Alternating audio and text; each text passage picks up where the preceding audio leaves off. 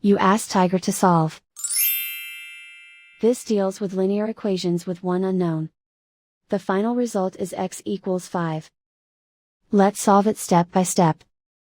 Group all constants on the right side of the equation. Add 4 to both sides. Simplify the arithmetic.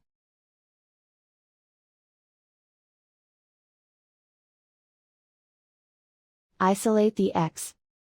Divide both sides by 6. Simplify the fraction. Find the greatest common factor of the numerator and denominator. Factor out and cancel the greatest common factor. And so the final result is x equals 5.